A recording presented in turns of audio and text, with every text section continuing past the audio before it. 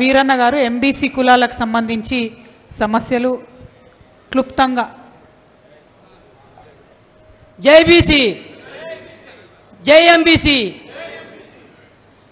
జోహార్ బాబాసాహెబ్ అంబేద్కర్, జోహార్ పూలే, జై భీమ్, జై పూలే. తెలంగాణ జాతిపిత కేసీఆర్ గారి నాయకత్వం, బీసీల ఆత్మబంధు కవితక్క గారి నాయకత్వం. ఇవాళ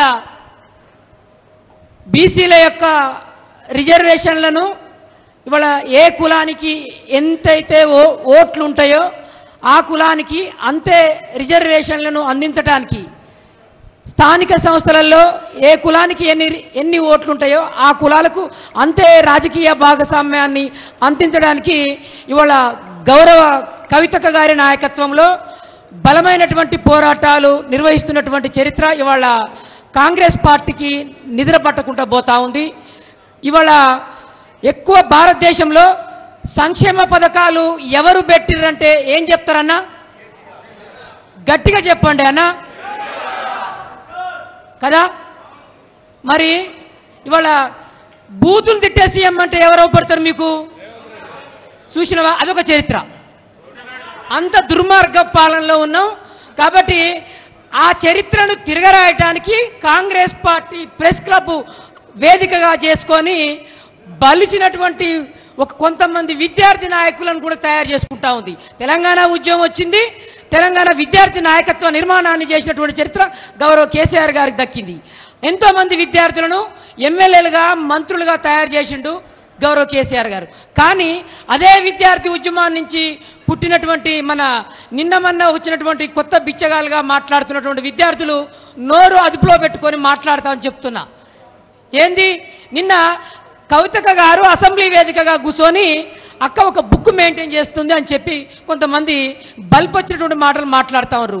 నేను అంటున్నా, కామారెడ్డి డిక్లరేషన్లో ఎంబీసీ మంత్రిత్వ శాఖ ఏర్పాటు చేస్తున్నామని చెప్పిర్రు.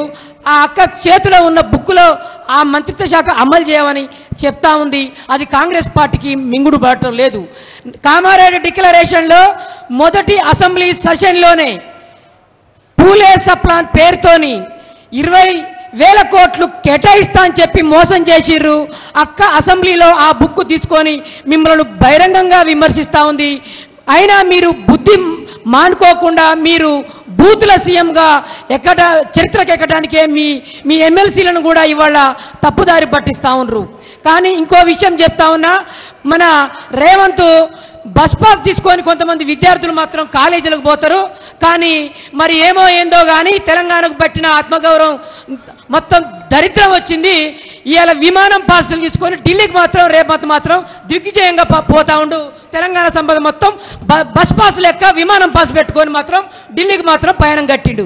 ఇక పోతే భారతదేశ చరిత్రలో ఈ 77 సంవత్సరాల చరిత్రలో సంక్షేమ పథకాలు లేనటువంటి కులాలకు సంక్షేమ పథకాలు ఏర్పరిచి ఎంబీసీ కార్పొరేషన్ భారతదేశ చరిత్రలోనే ఎంబీసీ కార్పొరేషన్ ఏర్పాటు చేసినటువంటి చరిత్ర ఇవాళ ఈ తెలంగాణ పోరాటం చరిత్ర ఉన్నటువంటి కేసీఆర్ గారికి, తెలంగాణ జాతిపిత గౌరవ కేసీఆర్ గారికి దక్కుతుంది. ఇవాళ బీసీలకు 42% రిజర్వేషన్లు 3 బిల్లులు కావాలని ఏ ఉద్యమకారుడైనా, మీ కాంగ్రెస్ పార్టీ ఎమ్మెల్సీలు కానీ ఎమ్మెల్యేలు కానీ ఎవరైనా బీసీలకు మూడు బిల్లులు అసెంబ్లీలో పెట్టాలి అని చెప్పినటువంటి చరిత్ర మీకుందా?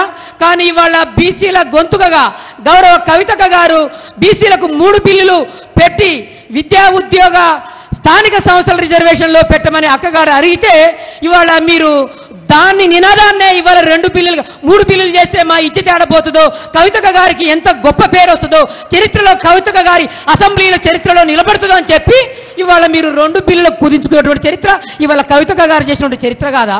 ఇవాళ మీరు అబాసు పాలవుతున్నటువంటి ఇవాళ మీరు ఏం పెట్టిర్రు? బుల్డోజర్ల పాలన తెచ్చిర్రు. ఉత్తరప్రదేశ్ బడేబాయి పాలన తెచ్చిర్రు.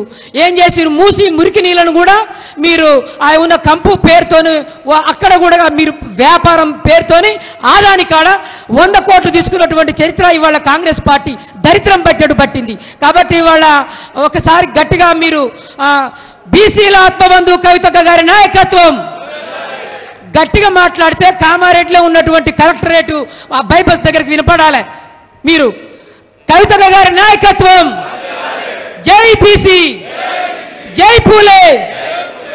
ఇంకోటి అక్కగారు డిమాండ్లో బలంగా ఒక విషయాన్ని మీకు ఎప్పటి సందో చెప్తా ఉంది. మీరు ఈ సమావేశం అయిపోయిన తర్వాతనైనా ఇవాళ ఈ కామారెడ్డి డిక్లరేషన్ గుర్తు చేస్తూ పూలే విగ్రహాన్ని, ఎందుకు పూలే విగ్రహాన్ని అసెంబ్లీలో పెట్టాలనుకుంటుందంటే, ఎక్కడైతే కొల్హాపూర్ సంస్థానంలో సాహు మహారాజ్ అనేటువంటి ఛత్రపతి శివాజీ మునిమనవుడు ఈ రిజర్వేషన్లను ఇచ్చినటువంటి చరిత్ర ఇవాళ ఈ సాహు మహారాజుకు దక్కుద్ది.